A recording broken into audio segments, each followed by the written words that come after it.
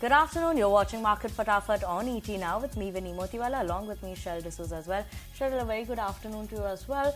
Markets quite subdued in trade, almost at the day's lowest point, around those levels. Absolutely, Vinny. Markets are seeing pretty subdued moves in today's trading session. In fact, we have been in that sort of a range through the course of the day. As you can see it on your screen, 2-10% uptick coming in for Nifty, mild bit of outperformance coming in for Nifty Bank. And if you look at the advanced decline ratio, for now it is tilted in the favor of the gainers. Talking about the list of stocks that are buzzing is the auto sector that is actually seeing sharp up moves, and in auto sectors primarily the two-wheeler stocks, Hero MotoCorp, Bajaj Auto, both of them actually seeing spectacular moves. 5% uptick coming for Hero MotoCorp, 3% up move coming in for Bajaj Auto, Eicher Motors and Reliance Industries. Once again, lending support to the benchmark indices. If you look at Reliance Industries, 1.7% uptick at a fresh record high in today's trading session, almost nearing a 2700 mark when it comes to the stock price. But yes, that's the way how the markets are looking like at this point in time. Subdued moves coming in from benchmarks, Reliance Industries lending support, Vinny. Absolutely, but let's move on and talk about some of these individual movers in trade on the back of news flows and technicals. And on the technical front today, we have Ashish Kyal joining in with us, while from the research team, we have Ashiana joining in with us. So very good afternoon to both of you all as well. And let me start with the first stock that's in focus, and that's Ugro Capital. We saw a sharp spike up coming in the stock this afternoon. Mainly, why is that so? Is because the company has actually gotten an RBI registration for factoring business. Now, this license is to carry on factoring business, and this will enable the company to walk further towards their mission to cater to credit needs of the MSMEs in India by exploring various business opportunities, including seeking empanelment as the financier with the TREDS platforms as well. Such an empanelment shall help further the company in terms of leveraging and reaching expertise of the MSME sector as well. Do not forget, Ugro Capital is actually an NBFC. So now we also spoke to the management. They said that this will give an incremental opportunity of 5 to 10%, would give short-term tenure, attractive finance structures as well. And regularly NBFCs don't get it. This is the fourth or the fifth NBFC actually undertaking this factoring business and has gotten an approval from the RBI. And that is why that spike up in Ugro Capital today, as of now, holding on to gains of 1.7%. All right, moving on, let's talk about the stock of the day and a developing story on ET now, that is Polycab. If you look at the stock, it actually fell by record 20% in today's trading session, and this is because the investors are concerned over the tax evasion reports, given the fact that you had the release that said that there is incriminating evidences of tax avoidance were found at the wire and cable maker. While in the release, the company's name was not mentioned, but you can see Polycab falling approximately 20% on an intraday basis. Now 19.4% downtick coming in for that particular counter. As per the release, preliminary analysis suggested that the flagship company indulged in unaccounted cash sales, cash payments for unaccounted purchases, non-genuine transport and subcontracting expenses for suppression of its taxable income. This is what the release by the Finance Ministry actually read. The company in its filing on Tuesday had denied report of tax evasion, given the fact that there were a lot of media reports also floating around on that particular front. But as you can see on your screen, the stock actually falling hard, and it's not only Polycab. Along with it, the other wire makers also are falling in trade. KEI Industry, RR Kabel also declining in trade today. Okay, let's move on. And Ashish, on the technicals, the first stock you're talking about is ICICI Securities. This one has slowly, steadily picked up pace in the last 6 months, up 28%. What is that you're expecting in terms of charts from ICICI Securities? See, if you look at ICICI Securities, it has shown a very good rise on the upside over the past few weeks, and also giving a strong breakout in today's session. The earlier hurdle of around 779 is also taken out, and the stock is just meandering around that. I think it's going to head towards the level of 820 on the upside, as long as the support at 740 levels is intact. So it's a good stock, giving good momentum breakout. One can create long positions with 740 as a stop and expecting 820 and higher levels. All right, moving on, let's talk about TCS. Shesha, today not one, but we have two IT majors that will be coming out with their earnings, Infosys as well as TCS. But for TCS particularly, what are we expecting? Well, yes, we don't have high expectations from IT companies this time around. Furloughs are expected to be higher than usual, and for TCS in particular, lower attrition and absence of wage hike is expected to aid margins this quarter. Deal wins, meanwhile, are expected to sustain at about $10 billion odd.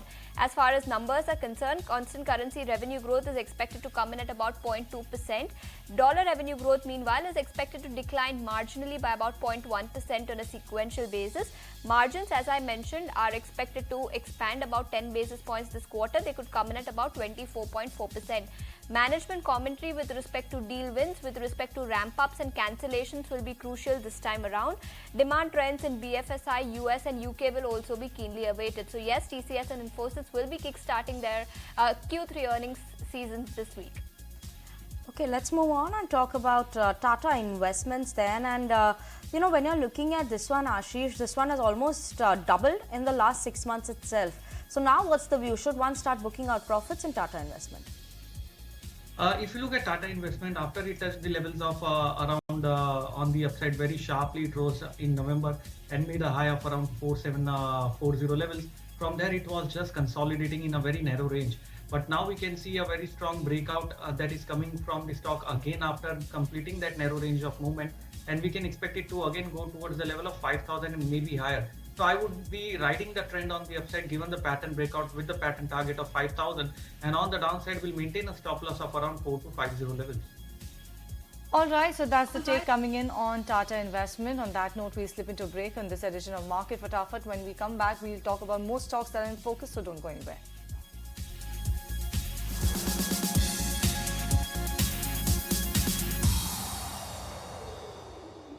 Welcome back, and you're watching Market Fatafat on ET. Now let's keep it going with all the stocks that are buzzing in trade and talking about Gail. Now we've seen Antique that has come out with a note on Gail. They've downgraded the stock to a hold from a previous buy rating. The target price also is at rupees. They brought the target price to rupees 157. The increase in target price from 133. The pipeline business value is fully captured in. The marketing segment turnaround is commendable already for the company, but earnings have seems like they've likely peaked out. That's the word that's coming from Antique. They're highlighting that petrochemicals remain challenged in the near term and expansion to contribute value from FY27 onwards. So as of now, already peaked out in terms of earnings. That is why a bit of a downgrade coming in from Antique on Gail. The valuation cap, the upside as well. There's a cap on the upside from the valuation front as well. So that is why keeping an eye on Gail as of now, down 0.8% in trade recovered from the day's lowest point. Alright, moving on, let's talk about Ashiana Realty, and that one is firing up in trade today. It's actually hit an over 15-year high today, this on back of giving out its Q3 update. At one point in time, the stock was trading higher by about 10% or so. Like I mentioned, hit the highest level since June 4, 2008. Also, this is the biggest intraday jump that the stock has witnessed in approximately 2 months or so. The Q3 sales value has surged about 98% on a year-on-year basis, coming at around 253 crore rupees, while the collections have seen a jump of approximately 30% on a year-on-year basis. So on back of healthy Q3 operational performance, you can see Ashiana Realty trading higher by about 5% right now. Let's move on, and Ashish, on the charts, Alembic Pharma, how is that looking like? What are the targets that you're keeping for this one?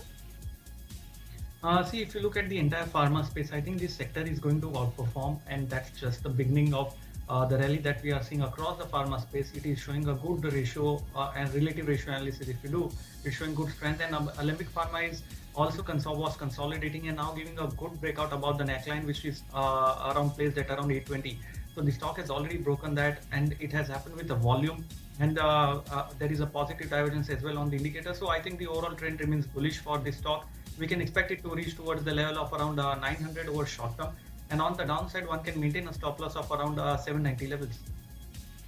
Alright, moving on, Ashish, let's talk about Phoenix Mills, and why is this one in focus today? Well, it is on the back of their operational data for the quarter gone by, but look at the kind of fall the stock has seen. The stock, as we speak, is down nearly 5.5%. The numbers don't actually look as bad. Highest ever quarterly consumption is what the company has reported at about 3,300 crores, which is an uptick of 24% on a year-on-year basis. On a like-to-like basis, consumption, however, has risen by about 4% YOY. Gross retail collections meanwhile stood at about 700 crores in third quarter, up 30% YOY, and commercial segment also saw solid leasing in the third quarter, which was 2x of what we saw in the first half of the year. So numbers don't really look very bad, but perhaps below what the street was working with, and hence the stock is declining over 5% lower in trade as we speak. Let's move on and talk about Bajaj Auto then, Ashish, and this one's up move has continued in the last 1 year. Do you expect this up move to continue going forward?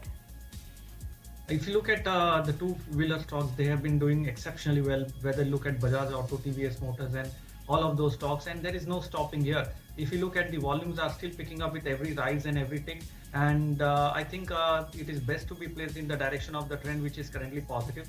We can expect the stock to move towards the level of 7,600 over near term, and one can maintain the support levels, which is around 7,100 on the downside. Okay, let's move on and talk about Zomato today. This one is in focus on the back of a brokerage note as well. HSBC is maintaining a buy. They have hiked the target price marginally from 140 rupees to 150 rupees, and this is after the extremely strong 2023 that Zomato has seen. They expect a relatively muted business and stock performance in 2024, but the long-term view for the company that's remaining constructive and highly dependent on the continued progression of the quick commerce business. That's the Blinkit business, which is expected to do well in Q3 and Q4. And obviously, in terms of major upgrades in terms of earnings, that's not expected. But a stable move is what they're expecting. They've increased the target price to 150 rupees per share as well. And that is why Zomato is a stock that has been in focus today, up 2% as of now. All right, let's talk about Unichem Labs, and that particular counter hit a record high level in today's trading session. At one point in time, the stock was trading higher by about 7% or so. Right now, it's trading higher by about 4.5%. The company has got US FDA's ANDA approval for its doxycycline tablets, which is used for the treatment of hypertension, and this is also to lower the blood pressure. So on back of this ANDA approval coming in from US FDA, as you can see on your screen, 4.5% uptick right now coming in for Unichem.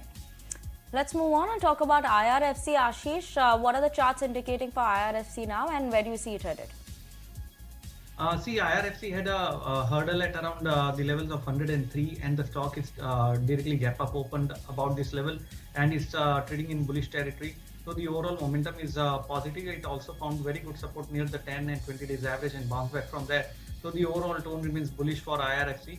We can expect a target of around 120 on this stock, and on the downside, one can maintain a stop loss of around 101 levels.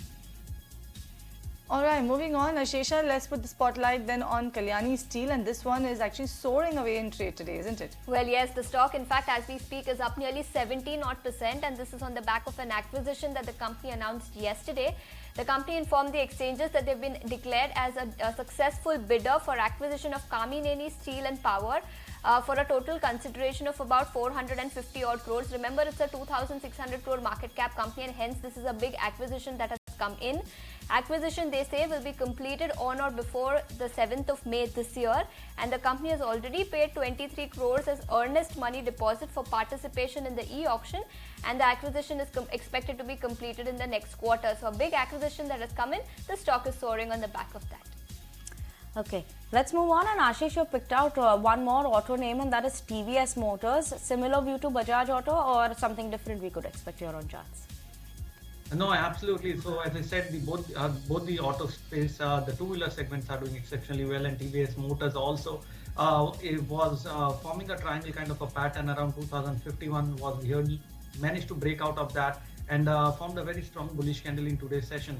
Also, the volumes have picked up, so I think the overall stock can move towards the pattern target of 2,200 over near term, and on the downside, one can maintain a stop loss for the stock at 2020 level. Okay, keep an eye out on those levels over there. Let's move on, talk about the QSR names, whether it's a Jubilant Food, Devyani, Restaurant Brands, Sapphire, Westlife. All of these are in focus today. We have a note that's come in from Kotak on QSR. They believe the demand weakness is expected to continue. So for 5 quarters, the demand weakness is there. Continued demand moderation that we've seen, and store additions also have been quite moderate for the companies. SSSG growth in Q3 also is not expected to be anything exciting because of the festive season and the Cricket World Cup didn't add any cheer to that. So in overall this scenario, as of now, they've cut the FY24, FY26 EBITDA estimate by 5 to 13%. They prefer Sapphire Foods as it offers a good growth at a reasonable valuation. So in terms of that, Sapphire Food is, yes, one of their favorites there. But other than that, when you're looking at a Jubilant Foodwork, they're maintaining their reduced rating and a target price of 500 rupees per share. While for Devyani, they've maintained an ad target price of 110, and Sapphire, they're maintaining a buy and the target price at 1,640 rupees per share. So keeping an eye on that. For Westlife, they've actually cut the target price by 45 rupees and the new target price is at 800 rupees. So on the back of that, we're keeping an eye out on all these stocks today, and nothing exciting happening there. All of them quite muted in trade. All right, moving on, let's talk about the stock that we don't usually talk about. That's Hiranbai Industries. If you look at that particular counter, at one point in time, it was trading higher by as much as about 3% or so. Now the stock is trading higher by about 1.5%. It's an agrochemical company, and its unit, Mikusu India, has acquired 31.5% equity and voting share capital of Dicafil Chemicals India via an open offer. And on back of that, you saw the stock actually snapping a 3-day losing streak, as well as actually trading above all its key DMAs. Okay, and with that, that was the last stock for today. So thank you so much, Ashesha, as well as Ashish, for joining in with us this afternoon on Market Fatafat. And let's move on. And on the sidelines of the vibrant Gujarat Summit, Heavy Industry Minister Mahendranath Pandey spoke to my colleague Sumit Chaturvedi, said that whosoever is coming under the India's policy framework is welcome. Let's listen in. Gujarat आज भारत में सबसे बड़ा investment का hub as a state, और वो गुजरात के अंदर जो इन्वेस्ट आ रहा है वो गुजरात के साथ साथ देश की समृद्धि का बहुत बड़ा सहायक है। सर, जो बात हो रही है इलेक्ट्रिक व्हीकल मोबिलिटी की और आप इन्वेस्टमेंट ला रहे हैं, ऐसे में फेम 2 आपने एक्सटेंड किया है, क्या फेम 3 और सब्सिडी आप चाहते हैं नहीं होंगी? सब्सिडीज और आगे नहीं दी जाएंगी? सब्सिडीज गडकरी साहब ने कहा कि फेम 3 अभी वो विषय विचाराधीन है, और फेम 2 के जो टर्म पीरियड थे उसको अभी हमने एक्सटेंड किया, जिससे कि लोगों में जो उन्होंने उस कदम आगे बढ़े हैं उनकी अपॉर्चुनिटी कायम रहे। सर, और काफी बातें हो रही थी कि टेस्ला आएगा, भी वो नहीं आया इस बार, तो आप उम्मीद है वो आएंगे? अब सब विषय विचाराधीन है, लेकिन भारत का जो इंडियनाइजेशन है उसकी नीतियों पर जो भी आए उसका वेलकम है।